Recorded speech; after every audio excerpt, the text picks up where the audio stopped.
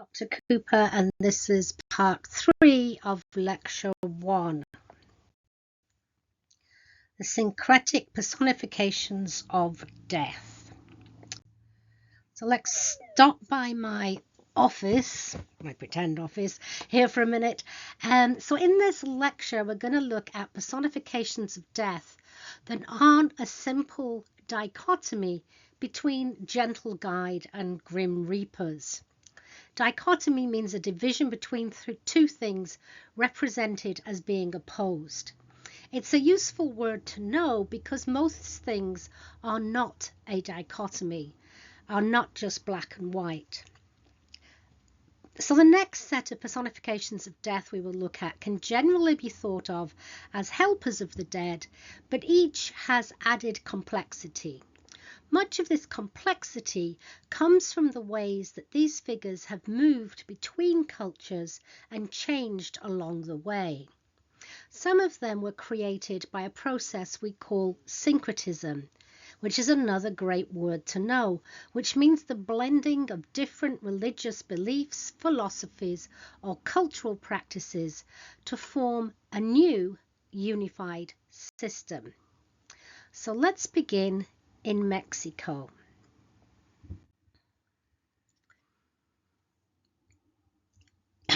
Aztec mythology featured a rich pantheon of death deities. Mictlantecutli on the left and his wife, Mictecaclihuatl, on the right, ruled over Mictlan, the underworld. The images you are looking at here are taken from a very important manuscript called the Codex Borgia. This pre-Columbian pictorial manuscript from the 16th century. And pre-Columbian means it was made before contact with Europeans. And it's one of only a handful of manuscripts to have survived that contact. The rest were destroyed by the Spanish, who saw them as ungodly. Well, in terms of their Christian God. In terms of the Codex Borgia, it's full of gods. Gods like Mictlantecutli and Mictecaclihuatl and many, many others from the Aztec pantheon. It is also one of the most important sources nowadays for the study of central Mexico's religions, rituals, divination, calendar, and iconography. The book, as I said, is known as the Codex Borgia, and Codex means handwritten book, and it is named after Borgia. It's named Borgia after its 18th century owner, Cardinal Stefano Borgia, who owned it before the Vatican acquired it in 1804. So Mictlantecutli and his wife Mictecaclihuatl ruled over Mictlan, the underworld, as I was saying, and they were often depicted as skeletal figures, adorned with bones and skulls, and this imagery was not about fear, but it was about the cyclical nature of life and death. Mictlantecutli was considered to be about 6 feet tall and was depicted as a blood-splattered skeleton or a person wearing a toothy skull. Although his head was typically a skull, his eye sockets did actually contain eyeballs. And his headdress, he was shown, was decorated with owl feathers, a creature of the night, and paper banners, and he even wore a necklace of human eyeballs, while his ear spools or ear piercings were made from human bones. Now, he was not the only Aztec god to be depicted in a skeletal fashion, as numerous other deities had skulls for heads, or else wore clothing or decorations that incorporated human bones and skulls. In the Aztec world, skeletal imagery was associated with fertility, health, and abundance, alluding to the close symbolic links between life and death. He is often also depicted wearing sandals as a symbol of his high rank as Lord of Mictlan. In Aztec codices like this one, Mictlantecutli is often depicted with his skeletal jaw open to receive the stars that descend into him during the daytime.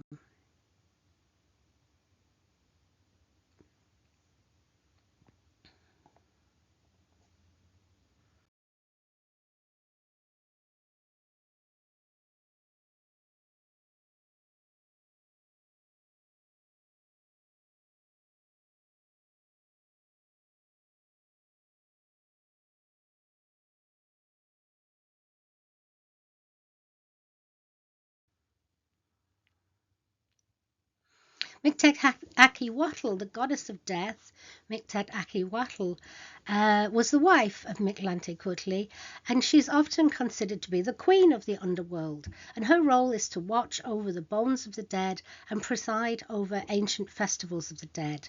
And she's known as the Lady of the Dead, since it is believed that she was born and then sacrificed as an infant. Typically, she's shown as a skeletal figure similar to her husband, with elements that represent her connection to death and afterlife. Mictek was represented sometimes, though, with a flayed body, and you can see in her hands here she's got these knives for stripping skin. And like her husband, she's often shown with her jaw agape to swallow the stars during the day. Like Mictlantecuhtli, she was honored through offerings and rituals that honored the deceased.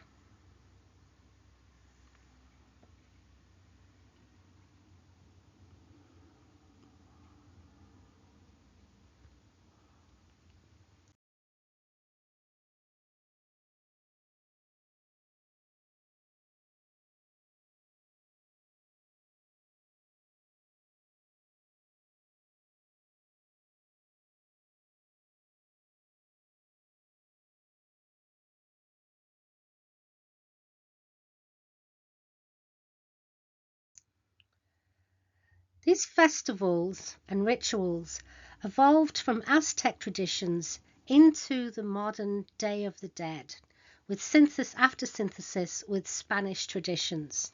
The Day of the Dead is celebrated on November the 1st and the 2nd with prayers and remembrance of friends and family who have died. This can involve the creation of a home altar called an ofrendas, like the one photographed here in 2009 in Mexico City, and you can see fruit and offerings and photographs of the deceased. The deceased's favorite food and beverage would be prepared and placed on the altar, and the families would also visit the graves of their dearly departed with this food and drink to share with them. The Day of the Dead can be a quite hearted affair as celebrants share anecdotes and humorous stories about their dead loved ones. So what you're looking at here is a close-up view of a Santa Muerte statue in Nuevo Laredo in Mexico.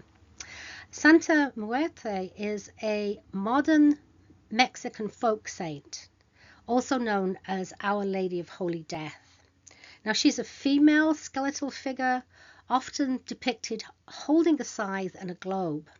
Unlike other folk saints, she's not a deceased human, but actually a personification of death itself. Her devotees ask for protection, healing, and safe passage to the afterlife, reflecting a complex mix of indigenous beliefs and Spanish Catholicism. A growing number of Mexicans are turning to Santa Muerte, but the Catholic Church has condemned her veneration as a blasphemous cult. But she has a strong following among the marginalized and the incarcerated, and more public altars are cropping up in metro stations and markets, as are outdoor ceremonies attended by laborers, housewives, and children. So this is a really good example of what we call religious syncretism, or the blending of religious traditions. From the Aztec goddess Mictec, an indigenous personification of death, then the blending with Christian Catholicism, and then the blending with coming out in this Christian figure of the Grim Reaper, and then in the 21st century, a veneration that was something that had been underground to Santa Muerte has come out into the open and has become a religious movement of its own, and some say it's the fastest growing new religion in the world. So let's move now to Africa, where the Yoruba are a major West African ethnic group, primarily located in southwestern Nigeria, with a large populations in Benin and Togo, and a significant diaspora in the Americas due to the transatlantic slave trade. The Yoruba are known for their ancient kingdoms and their rich and influential culture, including classical bronze art and bronze masks. And they have a distinct traditional religion with a supreme god called the Olodumare and a pantheon of deities called Orisha. In Yoruba philosophy, there is no absolute death, but rather a transition from the physical to the spiritual world. And after a person dies and joins the ancestors, they may eventually be reborn, completing the cycle of existence. That being said, in Yoruba mythology, the personification of death is Iku. Iku is not an evil figure. Instead, he is an agent of the supreme being, Oludumare, who brings an end to a person's life when their time is complete. So his work is seen as an essential part of the cosmic order, and he is sometimes referred to as heaven's bailiff, and is responsible for removing people from the earth when their time has come. Now, Iku is not widely worshipped, but he's rather respected and feared for his inevitability. So to create an image of him is seen as unnecessary and presumptuous, given his role and the universal fact of mortality. He's not an Orisha one would want to invite into one's house or one's life through representation. So even in stories, Iku's physical descriptions are vague. He may appear as a man dressed in black or a skeleton, and he is more accurately perhaps a force of nature than a human-like deity. This abstract, elusive nature makes a single definitive artistic representation inappropriate. So what you've actually been looking at here is not a carved wooden statue of Iku, but of Esu, the Orisha of trickery. Now this is a wooden figure, as I said, representing the god Eshu, and it's where he's kneeling and wearing this huge curved back headdress, which is typical, and Eshu is seen as the figure of surprise and trickery. So in Yoruba mythology, there's this duality between Iku and Esu, which explores life's big contradiction, the unpredictability of life and the inevitability of death. While Iku represents the solemnity of death, Esu represents capriciousness, chaos, uncertainty, fortune, as well as misfortune. And through his pranks and games, Esu challenges norms and exposes hypocrisy, and individuals are compelled to examine their own flaws and limitations. So what you're looking at here is a Yoruba dance staff from the 1800s, which would have been used for ritual dance ceremonies. It is currently in the Cleveland Museum of Art, who bought it in 2018. Its provenance, that is, its history of ownership, however, is not known before 1974, so it is likely to have been stolen during European imperialism in Africa in the 19th century. Now, Esu was particularly disdained by European missionaries in West Africa and quite literally demonized. He was made into the African devil because they thought there should be one. And all the nuances of his role within Yoruba religion were obscured. So with this in mind, let's now turn to one part of the Yoruba diaspora. This is a forced diaspora, the Caribbean nation of Haiti, where we can see a syncretism of Iku and possibly Esu with other religions into the figure of Baron Samedi.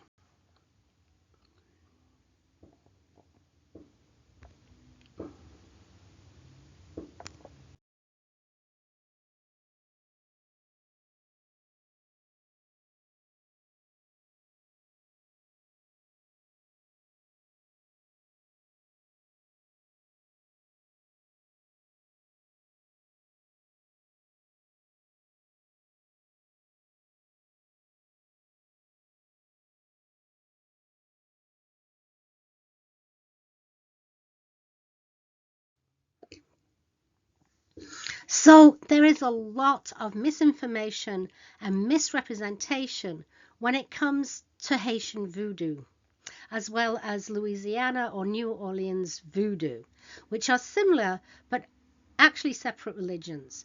Much of what is said about Vodou in the earliest 20th century still lingers. Racism, colonialism, the interests of private companies, and the titillation of the quote-unquote exotic have led to a great distortion of public perception and popular representations. Now, I've left a great video for you in today's extra effort section on Vodou. It's only about 8 minutes long, but it's well worth it if you are not sure what the truth about Vodou is. The most famous representation of death in Haitian Vodou is Baron Samedi, a dapper top hat wearing Loa. A Loa is the spirit of the dead. Now, he's the boss, the head of the Gede family of spirits, and he's known for his love of rum and cigars and little jokes. He's a guardian of the grave who ensures that the dead are not disturbed, but can also heal the living and decide who lives or dies. This portrayal blends the serious nature of death with a celebration of life and all its chaotic energy. Now, Baron Samedi's wife is Mamam Brigitte. As his consort, she is a powerful Loa or spirit in Haitian Vodou herself, and the queen of the Gede, the family of spirits representing death and fertility. She is associated with, or has been blended with, the Irish Saint Bridget, who herself was derived from the much older Celtic goddess Brigid of Ireland. And this makes Mamam Brigitte a rare non-African derived Loa, but a great example of syncretism that we've been discussing in this section. As the Lady of the Cemetery, she protects gravestones and, like her husband, has authority over death and the dead. And like Baron Samedi, she's known for being crude and foul-mouthed. She also has a sensual and sexual nature.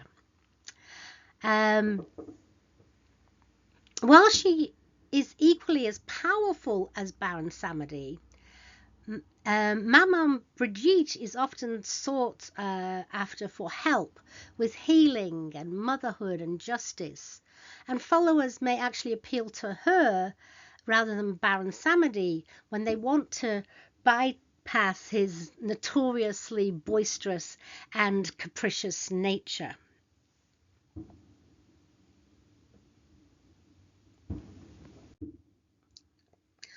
We're going to round out our examination of syncretized personifications with one that is recognized across Asia, and that's the Lord of Death, Yama. And Yama is a fascinating figure in various traditions, particularly in Hinduism and Buddhism. Now, Yama is one of the earliest deities associated with death in Hindu texts, particularly the Vedas, and he is often depicted as a god who judges the souls of the deceased and guides them to their next life based on their karma. In Buddhist tradition, Yama also represents the Lord of Death, but his role has evolved to focus on the cycle of rebirth and the moral implications of one's actions. Yama's primary function is to judge the souls of the dead, determining their fate based on their earthly deeds. This reflects the moral dimensions of life and death in both Hindu and Buddhist philosophies. Now, Yama is commonly depicted as a fearsome figure, often with a dark complexion, riding a buffalo or a horse, and carrying a noose or a club. And this imagery emphasizes his role as an enforcer of cosmic law. So what you've been looking at here are two images of Yama from the Hindu tradition. The one on the left-hand side is a carved relief dated to the 10th century CE. It's Indian, and you can see he is not actually riding the buffalo, but he has a very small buffalo right next to him, and he's carrying a staff called a danda. And a danda is an ancient symbol of the king's authority and the power to enforce laws, ensure justice, and maintain social order. And his danda actually has a skull on the top, which is pretty cool. So in the opposite image, painted in 1814, so some 900 years later, we can see Yama represented with some of the same attributes. And here his dark colouring is rendered this beautiful blue colour, and he has fangs if you look closely. He's standing on a lotus-covered dais, and his buffalo is behind him, and he's also carrying his danda or staff of office. So, in Buddhist depictions, Yama is a frightening but not evil, wrathful deity, often with a bull's head and a third eye and a crown of skulls, and he's associated with flames. Very, very scary. And he serves as the king of the underworld and the judge of the dead. Now, he's known for his symbols such as a noose or a mace or a staff, and often rides a buffalo, so very much taking from that Hindu Yama. And he embodies the idea of the consequences of one's actions. As the Yama Dharma Raja, or the king of Dharma, he embodies the inevitable processes of birth, death, and rebirth, reminding all beings of their transient nature of existence. So let's just summarize here quickly. So we talked about syncretism, the cultural and religious blending, and we talked about death personifications on the move, how they chronologically and geographically shift and adapt culturally to new situations. But we also looked at a lot of complexity here and a host of duties that these personifications of death can undertake, not just gentle guides or soul reapers. So some of these complex personifications watch out over the dead, protecting bones and graveyards, while others act as rulers and judges of the dead and carry markers of their offices, like wearing sandals or carrying a danda. And still others provide a connection between death and fertility, death and life. Some are protectors of the cosmic order, and some are protectors of the living. But all are reminders of the transient nature of existence. I thank you for your attention, and there's a whole bunch of fireworks going off in the background, and I really hope I don't have to record this again. Thank you.